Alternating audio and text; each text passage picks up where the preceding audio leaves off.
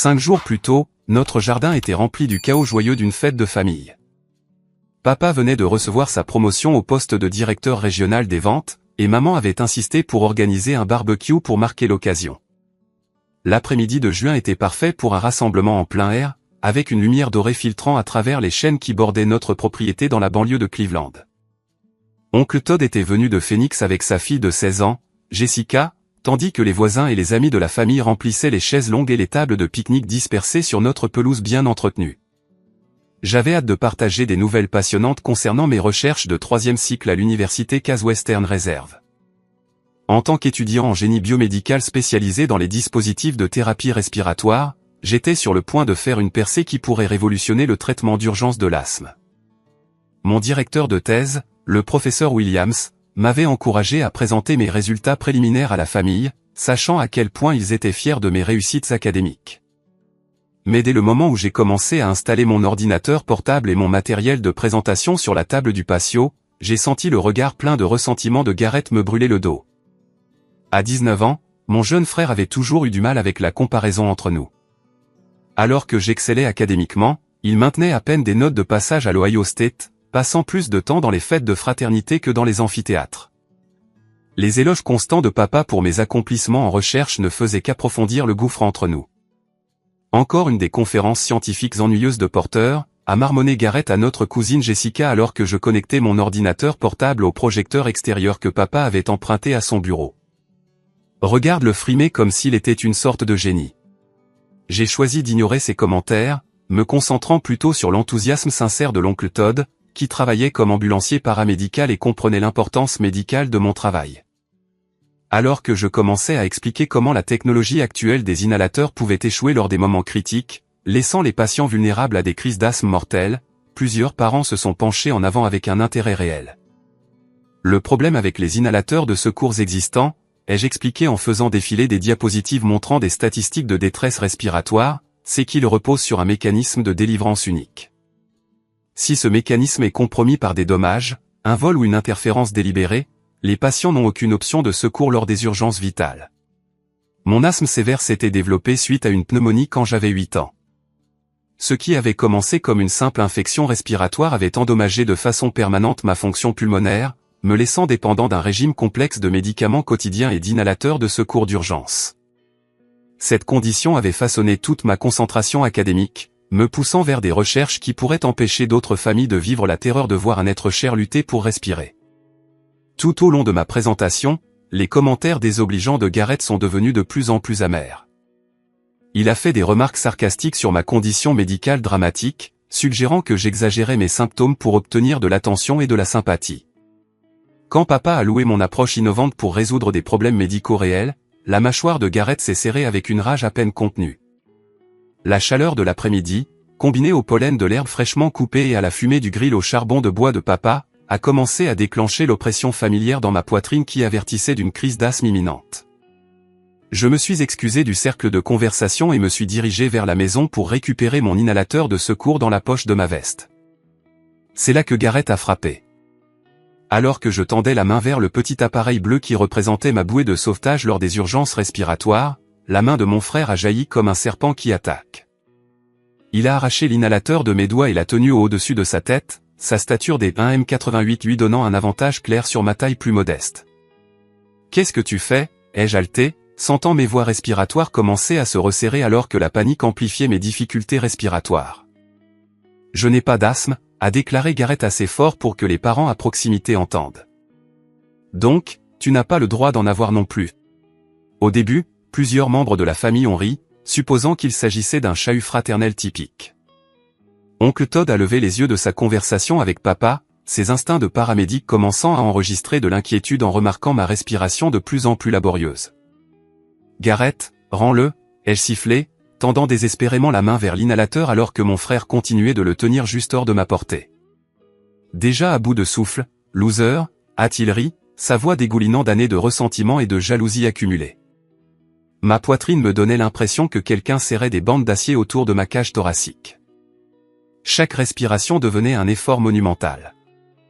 Alors que mes voies respiratoires continuaient de se resserrer, je pouvais sentir mes lèvres commencer à bleuir alors que les niveaux d'oxygène dans mon sang chutaient à des niveaux dangereux. S'il te plaît, ai-je supplié, ne me souciant plus de la dignité ou de la dynamique familiale alors que l'instinct de survie prenait le dessus. La formation médicale de l'oncle Todd s'est déclenchée lorsqu'il a reconnu la gravité de ma détresse. Il s'est jeté à travers le patio, plaquant Garrett avec assez de force pour les envoyer tous les deux rouler sur la terrasse en bois. L'inhalateur a cliqueté sur les planches alors que Todd se précipitait pour le récupérer. « Appelez le 911 maintenant », a crié Todd en pressant l'inhalateur dans mes mains tremblantes. J'ai déclenché l'appareil avec une urgence désespérée, sentant le médicament bronchodilatateur commencer sa course contre la montre pour rouvrir mes voies respiratoires resserrées. Mais ma saturation en oxygène avait déjà chuté à des niveaux critiques. Le monde autour de moi a commencé à virer au gris alors que la voix de l'oncle Todd semblait venir de très loin. Les heures suivantes se sont brouillées dans un flou de procédures aux urgences et de surveillance médicale. Les ambulanciers étaient arrivés quelques minutes après l'appel de l'oncle Todd, mais mon état nécessitait une hospitalisation immédiate pour observation et traitement. Le docteur Chen, le médecin urgentiste qui m'a traité plus tard, a expliqué qu'une minute ou deux de plus sans mon médicament de secours aurait pu entraîner une insuffisance respiratoire complète et des lésions cérébrales potentielles dues au manque d'oxygène. Pendant que je récupérais dans le lit d'hôpital relié à des moniteurs d'oxygène et des voies intraveineuses, j'ai entendu l'oncle Todd avoir une conversation animée avec mes parents dans le couloir à l'extérieur de ma chambre. Ce n'était pas une farce inoffensive, la voix de Todd portait clairement à travers la porte partiellement ouverte. Garrett a délibérément retenu des médicaments vitaux de son frère lors d'une urgence médicale. À mon avis professionnel, cela constitue une agression avec une arme mortelle. Il est juste jaloux du succès de Porter, a répondu maman sur la défensive. Tu sais à quel point les frères et sœurs peuvent être compétitifs. Compétitifs ? La voix de Todd s'est élevée avec une colère incrédule. Suzanne, ton fils a failli mourir aujourd'hui parce que Garrett a décidé de jouer à Dieu avec la condition médicale de son frère. Cela va bien au-delà de la rivalité fraternelle normale. Ce que je ne savais pas avant bien plus tard, c'est que l'oncle Todd était resté au barbecue après mon départ en ambulance, utilisant son téléphone pour enregistrer discrètement une conversation entre Garrett et notre cousine Jessica. Dans cet enregistrement, qui deviendrait plus tard une preuve cruciale, Garrett se vantait d'avoir enfin remis Porter à sa place et de lui avoir montré ce que cela fait d'être impuissant. Le plus effrayant de tout était le commentaire final de Garrett sur cet enregistrement, « Tu as vu à quel point il avait l'air effrayé ?» J'aurais dû attendre plus longtemps avant de laisser l'oncle Todd prendre l'inhalateur. Peut-être que la prochaine fois, Porter n'aura pas autant de chance. 3 jours après mon hospitalisation, l'oncle Todd a pris une décision qui allait changer notre famille pour toujours.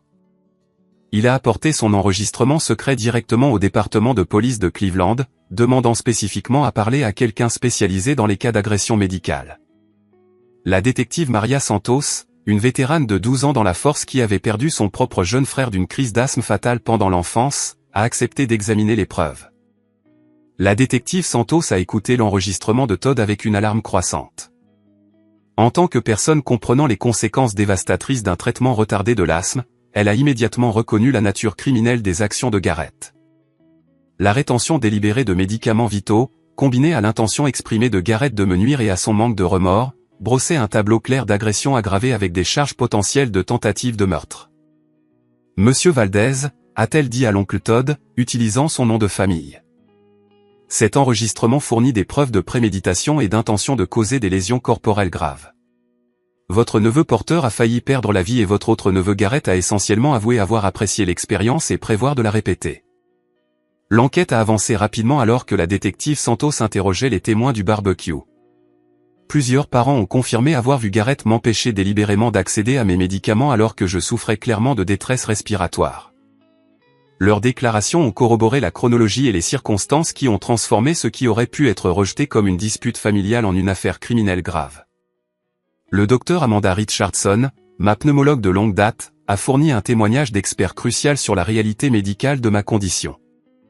Elle a expliqué aux enquêteurs comment mon type particulier d'asthme sévère pouvait passer de symptômes gérables à une insuffisance respiratoire potentiellement mortelle en quelques minutes lorsque des facteurs déclencheurs se combinaient à des retards de médication. La saturation en oxygène de Porter à son arrivée aux urgences était de 68%, a rapporté le docteur Richardson. Les niveaux normaux varient de 95 à 100%. À 68%, il souffrait d'une hypoxémie sévère qui aurait pu causer des lésions cérébrales permanentes ou un arrêt cardiaque en quelques minutes. Pendant ce temps, je luttais avec la décision de poursuivre ou non des accusations criminelles contre mon propre frère. La pression de mes parents pour garder cela au sein de la famille était immense et émotionnellement épuisante. Ils avaient déjà engagé un avocat coûteux pour Garrett et épuisé des ressources qui avaient été destinées aux frais de mon programme doctoral. Ma petite amie Sarah, étudiante en soins infirmiers à l'école de médecine de l'université Case Western Reserve, m'a aidé à comprendre les implications plus larges des actions de Garrett. Lors d'une de nos conversations tardives dans mon appartement près du campus, elle a posé une question qui a tranché à travers ma confusion de loyauté familiale. « Porter, et si Garrett fait ça à quelqu'un d'autre ?» a demandé Sarah, ses yeux bruns sérieux d'inquiétude. « Et s'il décide qu'une autre personne handicapée ou souffrant d'une condition médicale mérite de souffrir ? Peux-tu vivre avec toi-même en sachant que tu avais la chance de l'arrêter et que tu as choisi la protection familiale à la place ?» Ces mots m'ont forcé à affronter une vérité inconfortable. Le comportement de Garrett ne se limitait pas à une rivalité fraternelle. La détective Santos avait commencé à découvrir des preuves d'un modèle plus large de comportement cruel envers des individus vulnérables. Des publications sur les réseaux sociaux remontant à plusieurs années montraient Garrett se moquant de camarades de classe ayant divers handicaps et conditions médicales, les qualifiant de « faibles » et suggérant qu'ils méritaient leur souffrance. L'enquête a pris une tournure choquante lorsque la détective Santos a découvert que Garrett volait systématiquement mes inhalateurs sur ordonnance depuis des mois avant l'incident du barbecue. Les dossiers de la pharmacie montraient que je renouvelais mes ordonnances plus fréquemment que médicalement nécessaire, tandis que le compte bancaire de Garrett révélait des dépôts en espèces qui coïncidaient avec ses dates de renouvellement. « Votre frère vendait vos inhalateurs de secours à d'autres étudiants », a expliqué la détective Santos lors de notre entretien au poste de police. Il dirigeait essentiellement une opération de marché noir de médicaments vitaux tout en vous laissant avec des dispositifs de secours périmés qui auraient pu échouer lors d'une urgence réelle.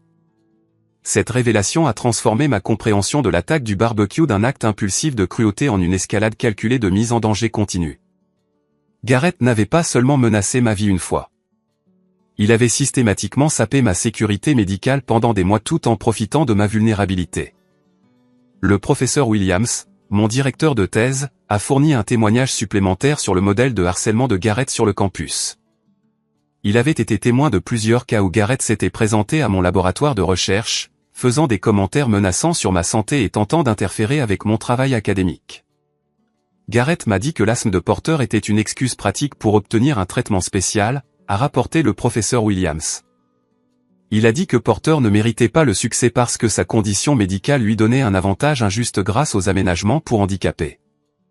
Le procureur James Fletcher a reconnu l'impact potentiel de la poursuite de cette affaire. En tant que candidat à sa réélection sur une plateforme de protection des citoyens vulnérables, il a vu une opportunité d'envoyer un message fort sur la mise en danger médicale et les violations des droits des personnes handicapées. Cette affaire représente plus qu'une rivalité fraternelle qui a mal tourné, a annoncé le procureur Fletcher lors d'une conférence de presse. Les actions de M. Garrett Morrison constituent une agression préméditée délibérée sur un individu dont la condition médicale le rendait particulièrement vulnérable à des dommages graves ou à la mort. Les accusations portées contre Garrett étaient sévères, agression aggravée, mise en danger imprudente, vol de médicaments sur ordonnance et tentative de meurtre. Chaque accusation entraînait une peine de prison importante, et la combinaison pourrait entraîner des décennies derrière les barreaux s'il était reconnu coupable de tous les chefs d'accusation. Les groupes locaux de défense de l'asthme se sont ralliés à mon cas, reconnaissant son potentiel pour établir d'importants précédents juridiques pour la protection des personnes souffrant de conditions respiratoires contre la mise en danger médicale délibérée.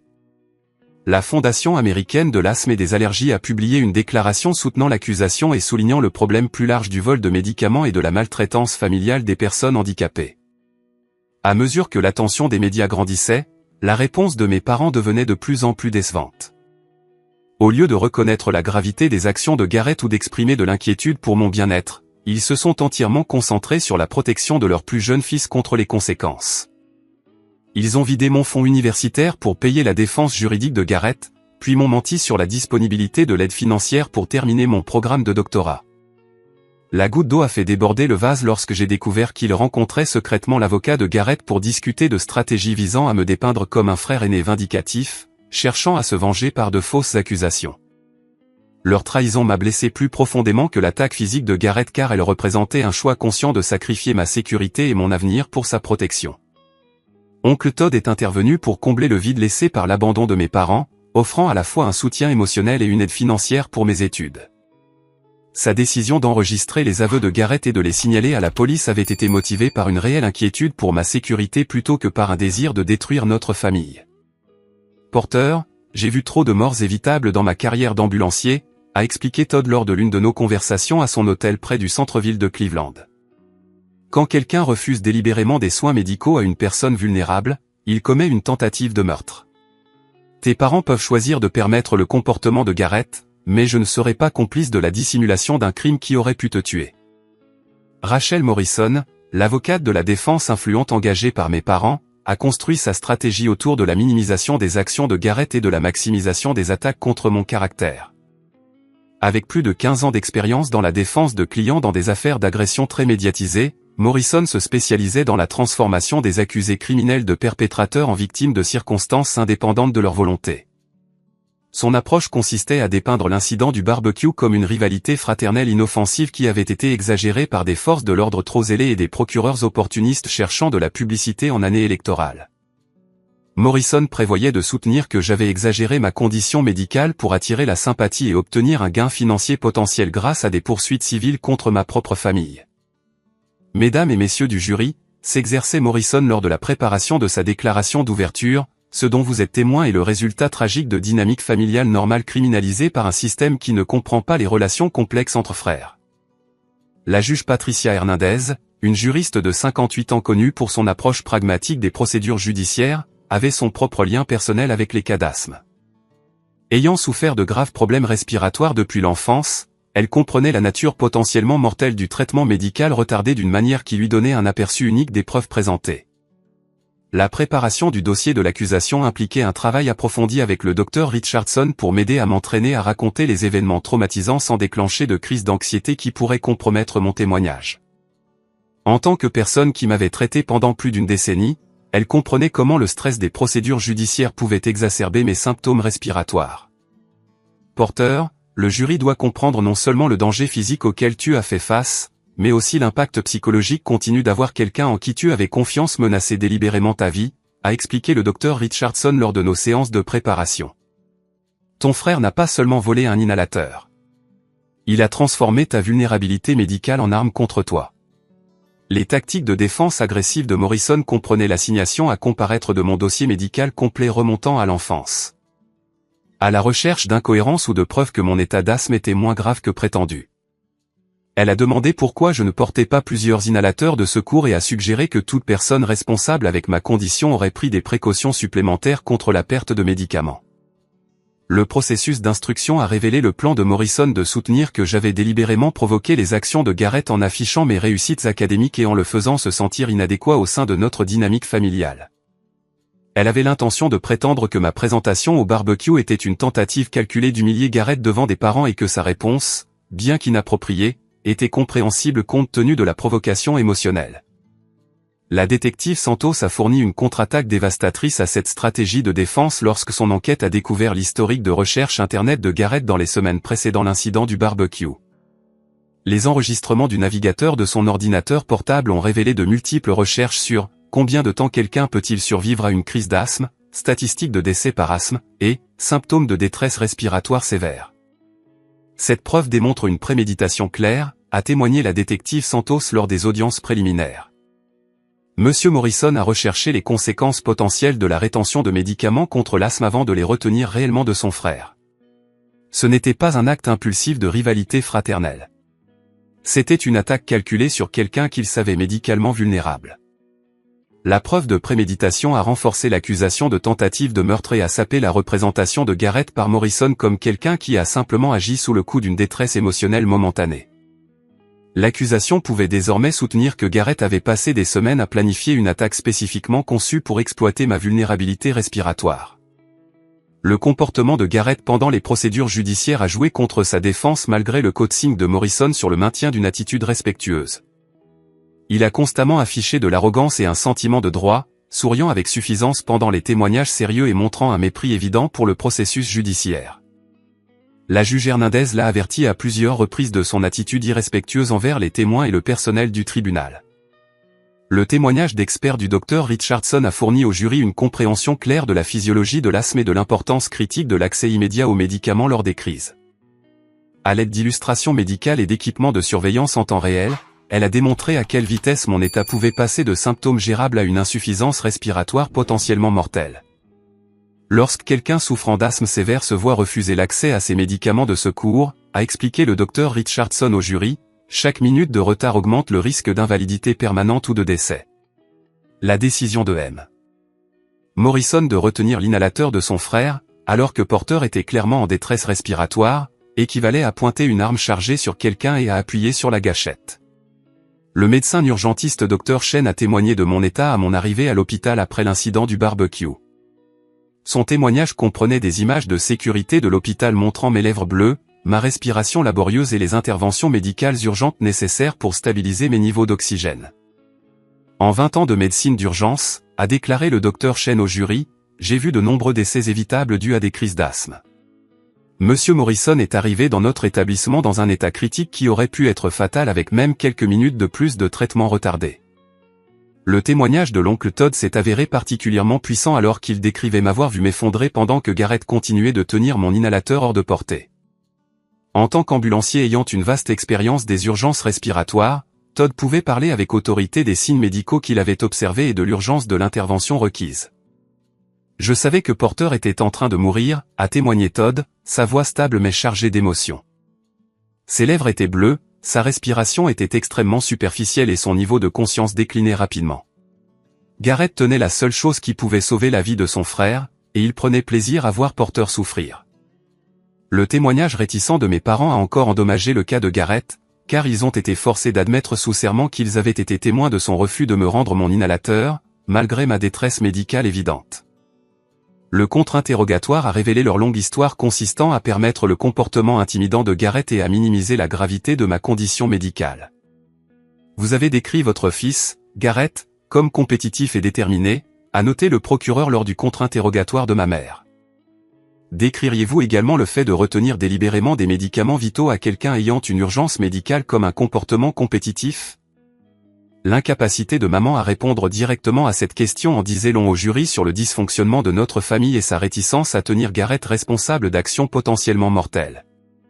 Le moment culminant de cette phase est survenu lors du contre-interrogatoire agressif de Morrison conçu pour me faire admettre que je n'étais pas vraiment en danger grave pendant l'incident du barbecue. Sa stratégie impliquait de me pousser à reconnaître que j'avais exagéré mes symptômes ou que l'attaque n'était pas aussi grave que le suggéraient les dossiers médicaux. Monsieur Morrison, a-t-elle insisté. N'est-il pas vrai que vous auriez pu simplement demander à d'autres membres de la famille de vous aider à récupérer votre inhalateur au lieu de créer cette scène dramatique ? Le stress de son interrogatoire agressif combiné à la mauvaise circulation de l'air dans la salle d'audience et à mon anxiété persistante à l'idée de revivre l'attaque a déclenché un épisode d'asthme inattendu juste là, à la barre des témoins. Alors que je commençais à lutter pour respirer, tendant désespérément la main vers mon inhalateur de secours, la réponse de Garrett a détruit toute sympathie restante que le jury aurait pu avoir pour lui. Il a ri, non pas discrètement, mais assez audiblement pour que la juge Hernandez, le jury et les spectateurs dans la galerie entendent son amusement face à ma détresse médicale. Même Morrison a semblé choqué par la réaction de son client alors que les officiers de justice se précipitaient pour fournir une assistance d'urgence. Monsieur Morrison, a déclaré sèchement la juge Hernandez, votre comportement est tout à fait inapproprié et sera noté au dossier du tribunal. Mais les dommages causés au cas de Garrett étaient irréversibles.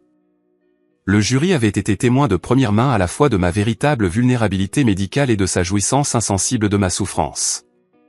La stratégie de défense agressive de Morrison s'était retournée contre elle de manière spectaculaire, fournissant à l'accusation la preuve la plus puissante possible, la propre réaction de Garrett en me voyant en détresse respiratoire. La présentation systématique des preuves par l'accusation a méthodiquement démoli chaque aspect de la stratégie de défense de Morrison tout en révélant toute l'étendue du comportement dangereux de Garrett. Le docteur Michael Chen est monté à la barre pour fournir un témoignage médical détaillé sur mon état à mon arrivée au service des urgences de l'hôpital général de Cleveland. La saturation en oxygène de Monsieur Morrison était de 68% lorsque notre équipe médicale l'a évalué pour la première fois, a témoigné le docteur Chen en consultant les dossiers médicaux de cette nuit-là. Pour le contexte, tout ce qui est inférieur à 90% constitue une urgence médicale, et des niveaux dans les 60 indiquent une hypoxémie sévère mettant la vie en danger qui peut causer des lésions cérébrales permanentes en quelques minutes. Les images de sécurité de l'hôpital diffusées pour le jury sur de grands moniteurs montraient ma lutte désespérée pour respirer alors que le personnel médical travaillait frénétiquement pour stabiliser mon état. La preuve visuelle était bien plus puissante que n'importe quelle description verbale n'aurait pu l'être, permettant aux jurés d'être témoins de la véritable gravité de ma détresse respiratoire. Le docteur Chen a expliqué la chronologie médicale qui prouvait à quel point j'étais passé près de dommages irréversibles ou de la mort. Sur la base de l'état de M. Morrison à son arrivée et du taux de détérioration que nous avons observé, je peux dire avec certitude médicale que 2 à 3 minutes supplémentaires sans traitement auraient pu entraîner un arrêt cardiaque ou une lésion cérébrale permanente due au manque d'oxygène. Sarah Martinez, ma petite amie et étudiante en soins infirmiers avec une expérience clinique en soins respiratoires, a témoigné de l'escalade du modèle de harcèlement de Garrett au cours des mois précédant l'attaque du barbecue. Sa documentation détaillée des incidents a aidé à établir que le vol de l'inhalateur n'était pas un événement isolé, mais faisait partie d'une campagne systématique d'intimidation. Garrett se présentait au laboratoire de Porter à l'improviste, a témoigné Sarah. Il faisait des commentaires sur la fausse condition médicale de Porter et suggérait que Porter utilisait son asthme comme excuse pour obtenir un traitement spécial de la part des professeurs et des employeurs. Elle a décrit des incidents spécifiques où Garrett m'avait suivi à des événements universitaires, passé des appels téléphoniques menaçant tard le soir et tenté de saboter mon équipement de recherche en altérant les systèmes de ventilation du laboratoire où je menais des expériences sur des dispositifs de thérapie respiratoire. Le professeur Williams a témoigné des visites non autorisées de Garrett aux installations universitaires et de ses tentatives de discréditer mon travail académique en diffusant de fausses informations sur mes méthodes de recherche et mes résultats. Son témoignage a établi le modèle de Garrett ciblant ma réputation professionnelle ainsi que ma sécurité personnelle. Monsieur Garrett Morrison m'a dit que son frère ne méritait pas le succès académique parce que sa condition médicale lui donnait des avantages injustes grâce aux aménagements pour handicapés, a rapporté le professeur Williams. Il a dit que Porter truquait le système et que quelqu'un devait remettre les pendules à l'heure. L'expert en technologie de l'accusation a présenté des preuves de criminalistique numérique qui brossaient un tableau troublant des activités en ligne et des communications privées de Garrett. Les messages textes supprimés récupérés de son téléphone montraient des conversations avec des amis où il se vantait de me contrôler et de prévoir de m'apprendre une leçon que je n'oublierai pas. L'analyse des médias sociaux a révélé des années de publications où Garrett se moquait de personnes ayant divers handicaps et conditions médicales. Ses comptes Twitter et Instagram contenaient des dizaines de commentaires cruels sur des camarades de classe qui utilisaient des fauteuils roulants, des appareils auditifs ou d'autres dispositifs médicaux, les qualifiant de « faibles » et suggérant qu'ils méritaient leurs difficultés. Le docteur Jennifer Lou, une psychiatre nommée par le tribunal qui avait évalué Garrett pendant la période pré-procès, a témoigné de ses conclusions concernant son état mental et son potentiel de violence future. Son évaluation professionnelle a fourni des aperçus troublants sur la psychologie et les motivations de Garrett. Monsieur Morrison présente des caractéristiques cohérentes avec un trouble de la personnalité narcissique combiné à des traits antisociaux, a rapporté le docteur Lou. Il montre un manque total d'empathie pour la souffrance d'autrui et tire en fait du plaisir à causer de la douleur à ceux qu'il perçoit comme vulnérables ou qui ont du succès. L'évaluation psychiatrique a révélé que Garrett ne voyait pas ma condition médicale comme un problème de santé grave, mais comme une faiblesse qu'il pouvait exploiter pour affirmer sa domination au sein de notre structure familiale. Son ressentiment envers mes réussites académiques s'était combiné à ses troubles de la personnalité pour créer un individu dangereux capable d'une violence croissante. L'enquêteur sur les crimes financiers, le détective Kevin Park, a témoigné du réseau de vol plus large que Garrett avait organisé autour du trafic de médicaments sur ordonnance. L'enquête a révélé qu'il volait et vendait non seulement mes inhalateurs, mais aussi de l'insuline d'étudiants diabétiques et des épipens de ceux souffrant d'allergies sévères. Monsieur Morrison dirigeait un réseau sophistiqué de marché noir ciblant des médicaments vitaux d'étudiants universitaires sur plusieurs campus de l'Ohio, a expliqué le détective Park. Ses profits tirés de ces vols ont dépassé 12 000 $ sur 8 mois tout en mettant des douzaines d'individus vulnérables en risque d'urgence médicale. Le réseau de vol de médicaments avait entraîné plusieurs incidents évités de justesse où des étudiants ont failli mourir lorsque leurs dispositifs volés ont été remplacés par des produits périmés ou contrefaits. L'opération de Garrett démontrait un mépris total pour la vie humaine dans la poursuite d'un gain financier tiré des vulnérabilités médicales d'autrui. Ashley Thompson, l'ancienne petite amie de Garrett du lycée, a courageusement témoigné de son histoire d'abus psychologiques et de mise en danger délibérée de personnes souffrant de conditions médicales. Son témoignage a révélé que l'attaque du barbecue n'était pas sa première tentative de nuire à quelqu'un en interférant avec ses soins médicaux. Garrett a une fois altéré mon repas alors qu'il savait que j'avais de graves allergies aux noix, a déclaré Ashley au jury, sa voix tremblant de peur mémorisée. Il pensait que c'était drôle de me voir utiliser mon EpiPen et a dit que je dramatisais une petite sensibilité alimentaire. Son témoignage a établi un modèle de comportement clair où Garrett ciblait les vulnérabilités médicales des gens comme une forme de divertissement et de contrôle. L'incident avec Ashley s'était produit 3 ans avant son attaque contre moi, montrant que son comportement dangereux s'était intensifié avec le temps. Les groupes locaux de défense de l'asthme ont présenté des preuves statistiques sur le problème plus large du vol de médicaments et de la mise en danger médicale délibérée au sein des familles. Le représentant de la Fondation américaine de l'asthme et des allergies a témoigné de cas similaires à travers le pays et du besoin urgent de protection juridique plus forte. Le cas de M. Morrison représente une tendance inquiétante que nous voyons à l'échelle nationale, a expliqué le représentant. Les membres de la famille et les soignants utilisent de plus en plus les vulnérabilités médicales comme outil d'abus et de contrôle, souvent avec des conséquences fatales. Le témoignage sur l'impact communautaire a aidé le jury à comprendre que leur verdict enverrait un message important sur la volonté de la société de protéger les individus vulnérables contre les abus médicaux. Même lorsque ces abus proviennent de membres de la famille qui devraient fournir soins et soutien. La preuve la plus dévastatrice de l'accusation est venue d'une source inattendue, Emma Rodriguez, la petite amie actuelle de Garrett, qui l'avait secrètement enregistré en train de célébrer mon hospitalisation lors d'une fête après l'incident du barbecue. Sa décision de contacter les procureurs avec des preuves vidéo a démontré l'étendue choquante du manque de remords de Garrett. La vidéo montrait Garrett reconstituant le vol de l'inhalateur pour le divertissement, riant alors qu'il démontrait comment il avait tenu mes médicaments hors de portée pendant que je suppliais de l'aide. Le plus accablant de tout était sa déclaration explicite qu'il espérait que je mourrais pour pouvoir tout hériter et ne plus vivre dans mon ombre. J'aurais dû attendre plus longtemps, a déclaré Garrett sur l'enregistrement, clairement ivre mais parlant avec une sincérité indubitable. Peut-être que si Porter s'était évanoui complètement, il aurait appris à ne pas frimer autant. La prochaine fois, je m'assurerai qu'il souffre vraiment.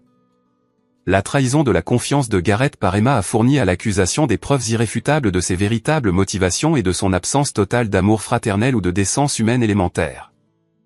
La vidéo a éliminé toute possibilité que ces actions puissent être expliquées comme une colère momentanée ou une rivalité fraternelle mal avisée.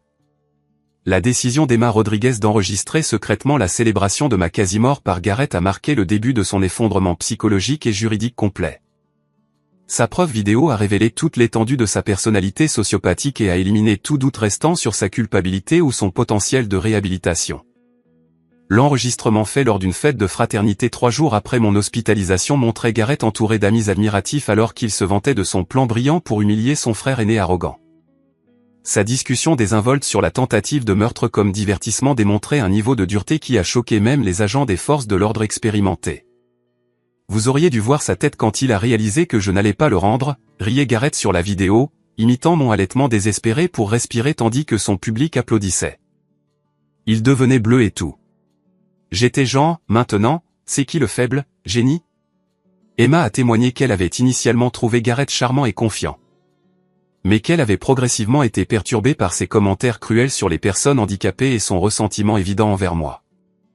Sa décision de l'enregistrer est venue après qu'il a commencé à se vanter de planifier des attaques supplémentaires sur des personnes vulnérables comme forme de divertissement.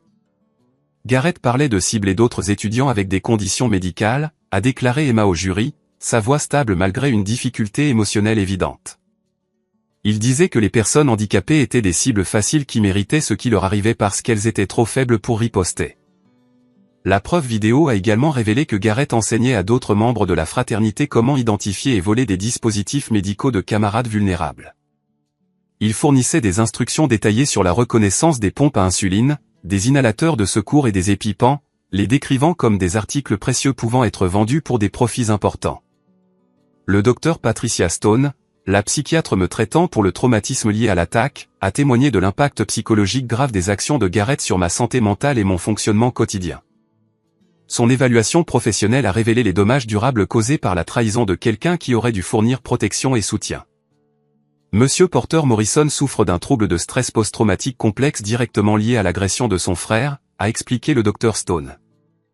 Il subit des attaques de panique chaque fois qu'il tente d'utiliser son inhalateur de secours parce que l'appareil lui-même déclenche des souvenirs de l'attaque et de la cruauté de son frère. Ma performance académique avait chuté après l'incident du barbecue, menaçant ma capacité à terminer mon programme de doctorat et à poursuivre la carrière de recherche que j'avais mis des années à établir. Le traumatisme avait transformé ma condition médicale d'un défi de santé gérable en un rappel constant de vulnérabilité et de trahison familiale. L'enquête élargie du détective Kevin Park a révélé que les opérations de vol de Garrett s'étendaient bien au-delà de mes médicaments pour inclure un réseau sophistiqué ciblant plusieurs campus universitaires à travers l'Ohio. Plusieurs étudiants avaient failli mourir lorsque leurs médicaments volés avaient été remplacés par des produits périmés ou contrefaits achetés en ligne. L'organisation de M. Morrison était responsable d'au moins 12 urgences médicales graves où les étudiants ne pouvaient pas accéder à leurs médicaments vitaux lors de moments critiques, a témoigné le détective Park. Ces actions ont mis en danger des douzaines de vies tout en générant des profits substantiels à partir des nécessités médicales d'autrui. L'enquête financière a découvert des preuves que Garrett utilisait les profits du vol de médicaments pour soutenir des dettes de jeu et des achats de drogue, expliquant son besoin désespéré de revenus continus provenant d'activités criminelles de plus en plus dangereuses. Ces problèmes d'addiction avaient intensifié sa volonté de risquer la vie des autres pour un gain financier personnel. La trahison finale de mes parents est survenue lors de leur témoignage lorsqu'ils ont admis sous serment qu'ils étaient au courant des problèmes de drogue de Garrett et de ses activités de vol. Mais avaient choisi de le couvrir à plusieurs reprises plutôt que de chercher de l'aide ou une intervention. Leur témoignage a révélé des années de comportement permissif qui avaient permis à sa conduite dangereuse de s'intensifier sans contrôle. Nous pensions que si nous continuions simplement à aider Garrett avec ses problèmes financiers, il finirait par sortir de cette phase difficile, a témoigné maman en évitant le contact visuel avec moi tout au long de son passage à la barre des témoins. Nous n'avons jamais imaginé qu'il blesserait réellement Porter sérieusement. Leur aveu qu'ils avaient utilisé mon fonds universitaire pour payer les dettes de drogue et les frais juridiques de Garrett tout en me mentant sur la disponibilité de l'aide financière a démontré leur priorisation claire de sa protection par rapport à mon éducation et à mon avenir. La trahison familiale était complète et irréversible. Le comportement de Garrett dans la salle d'audience est devenu de plus en plus erratique à mesure que les preuves s'accumulaient contre lui. Malgré le coaching répété de Morrison sur le maintien du calme, il ne pouvait pas cacher son arrogance et son sentiment de droit. Ses sourires suffisants pendant les témoignages des victimes et son mépris évident pour les procédures judiciaires ont joué contre toute possibilité de sympathie du jury. La juge Hernandez a émis de multiples avertissements concernant son comportement perturbateur, notant ses yeux au ciel lors des témoignages médicaux sérieux et ses moqueries audibles lorsque les témoins décrivaient la gravité de mes blessures. Son incapacité à montrer un remords approprié ou du respect pour le processus judiciaire a renforcé les arguments de l'accusation concernant son caractère dangereux. La réponse de la communauté à mon cas s'était transformée en un mouvement national alors que les organisations de défense de l'asthme ralliaient du soutien et que la couverture médiatique soulignait le problème plus large du vol de dispositifs médicaux et de la maltraitance familiale des personnes handicapées.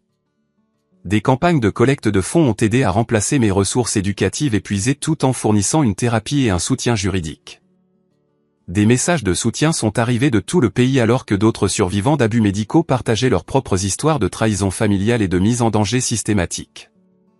La réponse collective a démontré que les actions de Garrett représentaient un problème répandu nécessitant des protections juridiques plus fortes et une sensibilisation sociale. Lors d'une suspension d'audience, Garrett a fait une tentative désespérée de fuir le palais de justice tout en volant des fournitures médicales d'urgence dans la trousse de premiers soins d'un officier du tribunal. Sa capture sur le parking alors qu'il tentait de détruire des preuves de vol de médicaments supplémentaires a entraîné de nouvelles accusations et démontré son danger continu pour la sécurité publique. Même face à de graves accusations criminelles, M. Morrison a poursuivi son modèle de vol de fournitures médicales et de mise en danger d'autrui, a témoigné l'officier qui a procédé à l'arrestation. Ces actions ont montré un mépris total pour le processus judiciaire et une menace continue pour quiconque ayant des vulnérabilités médicales. La tentative d'évasion et la destruction de preuves ont éliminé toute possibilité restante de négociation de plaidoyer ou de réduction des charges. Les propres actions de Garrett avaient prouvé les arguments de l'accusation sur sa nature incorrigible et son potentiel de violence croissante contre les individus vulnérables. La stratégie de défense de Morrison s'est complètement effondrée alors que le comportement de son client sapait chaque argument sur son caractère, ses remords ou son potentiel de réhabilitation. Les preuves de préméditation, d'entreprise criminelle continue et d'absence absolue d'empathie ne laissaient aucune place à l'atténuation ou à la sympathie du jury. Contre l'avis urgent de son avocate, Rachel Morrison, Garrett a insisté pour témoigner pour sa propre défense, convaincu que son charme et son intelligence pourraient influencer le jury en sa faveur. Sa décision de prendre la barre des témoins s'avérerait être le dernier clou de son cercueil judiciaire, révélant toute l'étendue de son arrogance, de sa cruauté et de son manque total de remords. Morrison avait passé des heures à coacher Garrett sur les réponses appropriées et le comportement en salle d'audience, mais sa personnalité narcissique rendait impossible pour lui de maintenir la façade humble et apologétique qu'elle avait soigneusement construite. Quelques minutes après le début de son témoignage, son véritable caractère a commencé à transparaître. Porter a toujours été jaloux de mes capacités athlétiques et de mon succès social, a témoigné Garrett, sa voix confiante et dédaigneuse. Il utilise sa condition médicale comme une béquille pour obtenir de la sympathie et un traitement spécial qu'il ne mérite pas. L'équipe de l'accusation a échangé des regards alors que le témoignage de Garrett s'éloignait du script préparé par Morrison pour entrer en territoire dangereux. Son incapacité à montrer un véritable remords ou à reconnaître ses torts était exactement ce qu'ils avaient espéré lors de la préparation de leur dossier. Le témoignage direct de Garrett comprenait des allégations selon lesquelles j'avais délibérément provoqué l'incident du barbecue en affichant mes réussites académiques et en le faisant paraître inférieur devant les membres de la famille. Il a suggéré que ces actions étaient une réponse justifiée à des années d'abus émotionnels et de favoritisme familial. Tout le monde louait toujours Porter pour ses recherches et son succès académique, a poursuivi Garrett, son ressentiment clairement visible malgré les tentatives de Morrison de lui signaler de modérer sa rhétorique. Personne n'a jamais reconnu mes accomplissements ou reconnu à quel point c'était dur de vivre dans son ombre. Son témoignage a révélé des problèmes psychologiques profonds autour de la compétition et de l'estime de soi. Mais a également démontré sa croyance fondamentale que le succès des autres justifiait ses représailles cruelles. Le jury a écouté avec une alarme croissante alors que Garrett avouait essentiellement voir mon expérience de mort imminente comme une punition appropriée pour la réussite académique. Le contre-interrogatoire de l'accusation a systématiquement exposé chaque mensonge, contradiction et motivation cruelle dans le témoignage de Garrett. La procureure principale Sarah Chen avait passé des jours à préparer des questions conçues pour révéler son véritable caractère et éliminer toute possibilité de sympathie du jury. Monsieur Morrison, vous avez témoigné que vous vous sentiez éclipsé par le succès académique de votre frère, a commencé Chen calmement. Ce sentiment justifiait-il de retenir des médicaments vitaux à quelqu'un ayant une urgence médicale? Porter avait besoin d'apprendre qu'il n'est pas spécial, a répondu Garrett, sa façade de raisonnabilité commençant à se fissurer. Il agit comme si son asthme faisait de lui une sorte de héros, mais en réalité, ça le rend juste faible. Donc, à votre avis, les personnes avec des conditions médicales sont faibles et méritent de souffrir? S'ils vont utiliser leurs conditions pour avancer dans la vie, alors oui, ils devraient faire face aux conséquences. Chen a méthodiquement guidé Garrett à travers les preuves de préméditation. Y compris ses recherches internet sur les décès par asthme et sa recherche délibérée sur le timing de l'insuffisance respiratoire. Chaque question révélait davantage de sa planification calculée et de son intention malveillante. Vous avez recherché combien de temps quelqu'un pouvait survivre à une crise d'asthme avant qu'elle ne devienne fatale. Correct? J'étais juste curieux de la condition de Porter. Et vous étiez curieux de cette information 3 semaines avant l'incident du barbecue où vous avez retenu ces médicaments? Je ne me souviens pas du timing exact. Cela vous rafraîchirait-il la mémoire de voir votre historique de navigation montrant ces recherches à des dates précises? À mesure que les preuves s'accumulaient autour de ses mensonges et de sa préméditation, Garrett devenait de plus en plus agité et défensif. Son image soigneusement construite de légitime défense raisonnable s'est effondrée alors que l'accusation révélait ses mois de planification et sa jouissance de la souffrance d'autrui. Le moment culminant est survenu lorsque Chen a diffusé l'enregistrement vidéo qu'Emma avait fait de Garrett célébrant mon hospitalisation et se vantant de ses plans pour de futures attaques. En se regardant sur les moniteurs de la salle d'audience, le visage de Garrett a rougi d'embarras et de rage. Cette vidéo a été sortie de son contexte, a-t-il affirmé désespérément. J'étais ivre et j'essayais juste d'impressionner les gens lors d'une fête. Donc, quand vous avez dit que vous espériez que votre frère mourrait pour pouvoir tout hériter, c'était juste des paroles de fête? Porter a toujours été dramatique à propos de sa condition médicale, je ne pensais pas qu'il était vraiment en danger grave. Malgré vos recherches sur les taux de mortalité de l'asthme et votre rétention délibérée de son médicament de secours lors d'une crise sévère? Les réponses de Garrett sont devenues de plus en plus incohérentes alors qu'il essayait d'expliquer les preuves accablantes de sa culpabilité. Son témoignage a révélé non seulement un comportement criminel, mais aussi un manque fondamental d'empathie humaine qui le rendait dangereux pour toute personne vulnérable. Les déclarations d'impact des victimes d'autres survivants du réseau de vol de médicaments de Garrett ont fourni des témoignages puissants sur l'impact plus large de son entreprise criminelle. Des étudiants universitaires qui avaient failli mourir lorsque leur insuline ou leurs épipens volés avaient été remplacés par des produits contrefaits ont partagé leurs expériences avec le jury. Je suis entré en choc diabétique parce que Gareth Morrison a volé mon insuline et l'a remplacée par de l'eau, a témoigné l'étudiante de 2e année Jennifer Walsh. J'ai passé 4 jours en soins intensifs et j'ai failli mourir parce qu'il voulait de l'argent pour la drogue. Le témoignage sur l'impact communautaire comprenait des représentants d'organisations de défense des droits des personnes handicapées et des fabricants de dispositifs médicaux qui ont expliqué comment le vol et la rétention délibérée d'équipements médicaux représentaient une menace croissante pour les populations vulnérables à l'échelle nationale. Le cas de Porter avait inspiré un projet de loi surnommé « Loi Porter », qui renforcerait les sanctions pour le vol de dispositifs médicaux et fournirait de meilleures protections juridiques aux personnes handicapées confrontées à une mise en danger délibérée par des membres de la famille ou des soignants. La délibération du jury n'a duré que 6 heures, indiquant la nature claire des preuves et le témoignage convaincant qu'ils avaient entendu. Le président du jury, Robert Martinez, a expliqué plus tard qu'ils avaient passé la plupart de leur temps à examiner les preuves vidéo et les propres aveux de Gareth plutôt qu'à débattre de sa culpabilité ou de son innocence. Les propres mots et actions de l'accusé ont rendu cette affaire simple, a déclaré Martinez aux journalistes après le verdict.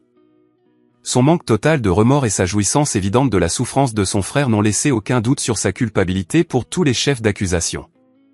Lorsque la juge Hernandez a lu les verdicts de culpabilité pour tous les chefs d'accusation, y compris tentative de meurtre, agression aggravée, vol de dispositifs médicaux et racket, le calme de Gareth s'est finalement brisé complètement.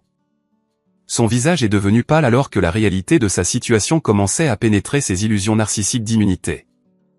La phase de détermination de la peine a inclus des témoignages supplémentaires sur le potentiel de réhabilitation de Gareth et la punition appropriée pour ses crimes. Des témoins experts ont expliqué que ses troubles de la personnalité et son manque total d'empathie le rendaient peu susceptible de bénéficier des programmes de réhabilitation standards. La juge Hernandez a prononcé une peine sévère qui reflétait à la fois la gravité des crimes de Gareth et son potentiel démontré de violences futures contre des individus vulnérables. 15 ans dans une prison à sécurité maximale sans possibilité de libération conditionnelle pour les 8 premières années, avec des peines consécutives supplémentaires pour le réseau de vol et les accusations d'agression en salle d'audience. Monsieur Morrison, vos actions représentent une attaque calculée et soutenue sur l'une des populations les plus vulnérables de la société, a déclaré la juge Hernandez lors de la condamnation. Votre manque total de remords et votre intention exprimée de continuer à nuire aux personnes handicapées font de vous un danger permanent pour la sécurité publique. En entendant sa sentence, le masque final de civilité de Gareth a entièrement disparu. Il s'est jeté à travers la salle d'audience vers moi, hurlant des menaces et des obscénités avant d'être plaqué par plusieurs huissiers. Son explosion violente devant le juge et le jury a fourni la confirmation finale des arguments de l'accusation sur son caractère dangereux. « J'aurais dû te laisser mourir », a-t-il hurlé alors que les officiers le maîtrisaient. « Tu as détruit notre famille, espèce de déchet faible. C'est entièrement de ta faute. » Son attaque au tribunal a entraîné des accusations supplémentaires et a prouvé de manière concluante qu'il restait une menace pour ma sécurité et celle d'autres individus vulnérables. L'incident a été enregistré par les caméras du tribunal et utilisé plus tard dans les appels pour s'assurer qu'il purgerait sa peine complète sans libération anticipée. Les mois suivant la condamnation et la sentence de Gareth ont apporté un mélange de soulagement, de guérison et de changement de vie profond que je n'aurais jamais pu imaginer pendant ces moments terrifiants lors de notre barbecue familial. La victoire juridique représentait plus qu'une vindicte personnelle. Elle était devenue un catalyseur pour un changement social plus large et une transformation personnelle qui donnait un sens au traumatisme que j'avais enduré. La peine de 15 ans de Gareth dans une prison à sécurité maximale m'a offert la sécurité et la clôture dont j'avais besoin pour commencer à reconstruire ma vie sans crainte de représailles ou de futures attaques. Les rapports de l'établissement correctionnel indiquaient qu'il restait impénitent et violent, s'affrontant fréquemment avec d'autres détenus et le personnel pénitentiaire tout en maintenant sa conviction qu'il était la victime d'un système juridique injuste. Des accusations supplémentaires pour agression sur des codétenus et tentatives d'organisation de plans de vol de médicaments au sein du système pénitentiaire ont assuré qu'il purgerait sa peine complète sans possibilité de libération anticipée. Son comportement dangereux continue à justifier l'évaluation de son caractère par le juge et confirmer que l'incarcération était nécessaire pour protéger la société de ses tendances sociopathiques.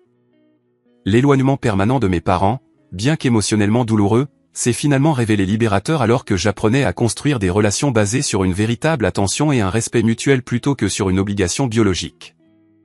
Oncle Todd est entré pleinement dans un rôle paternel, fournissant à la fois un soutien émotionnel et une aide financière qui m'ont permis de terminer mon programme de doctorat sans la dette écrasante que la trahison de mes parents aurait causée. Porter, La famille n'est pas définie par la génétique, a expliqué Todd lors de l'une de nos conversations régulières dans son nouvel appartement à Cleveland, où il avait déménagé pour être plus proche pendant ma récupération. La vraie famille se compose de personnes qui se protègent et se soutiennent mutuellement, surtout pendant les moments vulnérables. Ma relation avec Sarah s'est approfondie et renforcée alors que nous naviguions ensemble à travers les défis de la récupération du traumatisme. Ses connaissances médicales et son soutien indéfectible pendant les procédures judiciaires se sont avérés inestimables et sa perspective en tant que professionnel de la santé m'a aidé à comprendre les implications plus larges de mon cas pour les droits des personnes handicapées et la sécurité médicale. Les opportunités académiques et professionnelles qui ont émergé de l'attention médiatique autour de mon cas ont dépassé tout ce que j'aurais pu réaliser par les voies traditionnelles. La doyenne Elizabeth Carter a personnellement rétabli mon financement doctoral complet et fourni des ressources de recherche supplémentaires après avoir appris comment mes parents avaient saboté mes finances éducatives pour protéger Garrett. Monsieur Morrison, votre courage à poursuivre la justice malgré la pression familiale démontre exactement le genre de caractère que nous voulons soutenir chez les futurs chercheurs médicaux, a annoncé la doyenne Carter lors d'une cérémonie reconnaissant mes contributions à l'innovation des dispositifs de thérapie respiratoire. Ma recherche de thèse sur les systèmes respiratoires d'urgence de secours a attiré l'attention nationale et le financement de grands fabricants de dispositifs médicaux qui ont reconnu le potentiel commercial et humanitaire de mes innovations. L'ironie que l'attaque de Garrett ait inspiré une technologie salvatrice qui protégerait d'innombrables autres personnes a donné un sens et un but à la souffrance que j'avais endurée. Les licences de brevets pour mon système de secours respiratoire d'urgence ont généré suffisamment de revenus pour assurer mon indépendance financière et financer la recherche continue sur la sécurité des dispositifs médicaux et la prévention du vol. La technologie intégrait des fonctionnalités spécifiquement conçues pour empêcher l'altération et l'accès non autorisé par des abuseurs potentiels. Le Dr Susan Walsh, ma thérapeute en traumatologie spécialisée dans la récupération après abus familial, m'a aidé à traiter les émotions complexes autour de la condamnation de Garrett et de la trahison de ma famille. Son expertise dans les cas impliquant des abus médicaux a fourni un soutien crucial pour développer des mécanismes d'adaptation sains et reconstruire la confiance dans les relations. Porter, ta décision de poursuivre la justice malgré une pression familiale intense a probablement sauvé d'autres vies, a observé le Dr Walsh lors de l'une de nos séances. Le réseau de vol de Garrett s'étendait rapidement, et sa violence croissante suggère qu'il aurait fini par tuer quelqu'un s'il n'avait pas été arrêté. L'impact communautaire de mon cas s'est étendu bien au-delà du précédent juridique pour inspirer des campagnes de sensibilisation nationale sur les abus médicaux cachés au sein des familles et des institutions. Des groupes de soutien se sont formés pour les survivants de mise en danger médicale tandis que des organisations de défense utilisaient mon histoire pour faire pression en faveur de protections juridiques plus fortes et de meilleurs mécanismes de signalement. Marcus Thompson, mon nouveau partenaire de recherche et ami le plus proche, a apporté une perspective façonnée par ses propres expériences avec le handicap, la discrimination et le rejet familial. Notre collaboration sur les innovations en thérapie respiratoire a combiné nos différents domaines d'expertise tout en fournissant un soutien mutuel pour naviguer à travers les défis académiques et sociaux. Tu as transformé la pire chose qui te soit jamais arrivée en quelque chose qui aide d'autres personnes, a observé Marcus alors que nous examinions les résultats préliminaires des tests pour nos derniers prototypes de dispositifs. Les organisations locales et nationales de défense de l'asthme m'ont invité à prendre la parole lors de conférences et d'événements de sensibilisation où j'ai partagé mon histoire et promu les réformes juridiques inspirées par mon cas. Les opportunités de prise de parole m'ont permis de me connecter avec d'autres survivants tout en éduquant les professionnels de la santé et les familles sur les signes et la prévention des abus médicaux. L'adoption de la loi Porter, en Ohio, suivie d'une législation similaire dans 12 autres États, a établi des sanctions plus fortes pour le vol de dispositifs médicaux et a fourni des protections juridiques renforcées pour les personnes vulnérables confrontées à une mise en danger délibérée par des membres de la famille ou des soignants. Les lois comprenaient des dispositions pour des ordonnances de protection d'urgence et des unités de poursuite spécialisées formées aux cas d'abus médicaux. Le succès professionnel dans le domaine du génie biomédical a ouvert des portes à des opportunités de consultation avec des hôpitaux et des entreprises de dispositifs médicaux cherchant à améliorer les protocoles de sécurité et d'accès pour les médicaments d'urgence.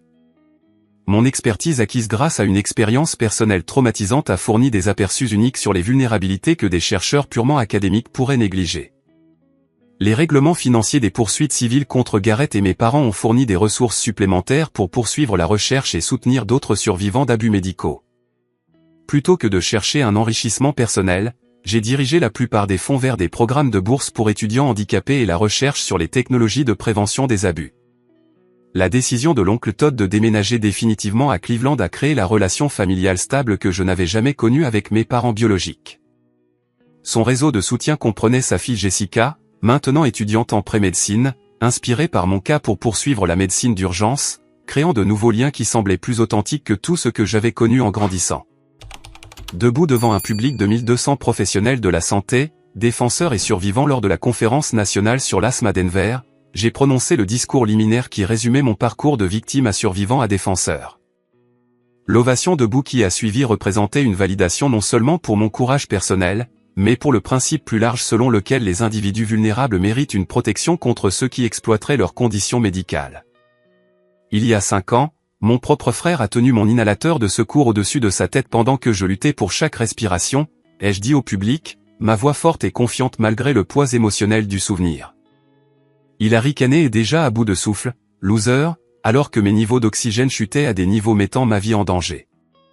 Aujourd'hui, ces actions ont inspiré des réformes juridiques, des innovations technologiques et des campagnes de sensibilisation qui protègent d'innombrables autres personnes contre des abus similaires. La leçon de vie qui a émergé de cette expérience traumatisante s'est centrée sur le courage requis pour choisir la justice plutôt que la loyauté familiale lorsque la sécurité est en jeu.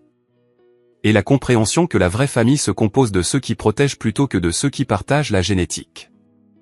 Mon expérience de mort imminente avait conduit non seulement à une croissance personnelle, mais à des changements systémiques qui bénéficieraient aux populations vulnérables pour les générations à venir. Parfois, les personnes qui sont censées nous protéger deviennent la source de notre plus grand danger, ai-je conclu mon discours. Mais lorsque nous trouvons le courage de dire la vérité et de chercher la justice, nous pouvons transformer nos pires expériences en force de changement positif qui s'étendent bien au-delà de nos vies individuelles. La satisfaction émotionnelle de voir Garrett faire face aux conséquences de ses actes pâlissait en comparaison de l'épanouissement plus profond qui venait de l'utilisation de mon expérience pour protéger les autres et faire progresser la sécurité médicale. La justice avait été rendue non seulement par la punition, mais par la prévention, l'éducation et la réforme systémique.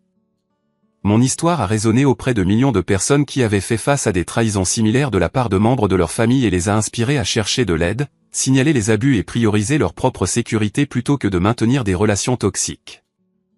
Le courage de briser le silence sur les abus médicaux au sein des familles a créé des effets d'entraînement qui se sont étendus bien au-delà de mon cas individuel. Aujourd'hui, je me réveille chaque matin dans mon laboratoire de recherche entouré de dispositifs et d'innovations conçus pour protéger les individus vulnérables contre le genre d'attaque auquel j'ai survécu. Le travail donne un sens à la souffrance et transforme le traumatisme personnel en bénéfice universel. Alors que je réfléchis à ce parcours depuis ce moment terrifiant où mon propre frère a choisi la cruauté plutôt que la compassion, je comprends que survivre ne concerne pas seulement la récupération physique, mais le choix de devenir plus fort, plus sage et plus engagé à protéger les autres qui font face à des vulnérabilités similaires. Avez-vous déjà eu à choisir entre la loyauté familiale et faire ce qui est juste, même lorsque ce choix avait un coût personnel énorme? J'aimerais entendre vos réflexions sur le fait de défendre la justice quand cela signifie affronter des gens que nous sommes censés aimer et en qui nous sommes censés avoir confiance.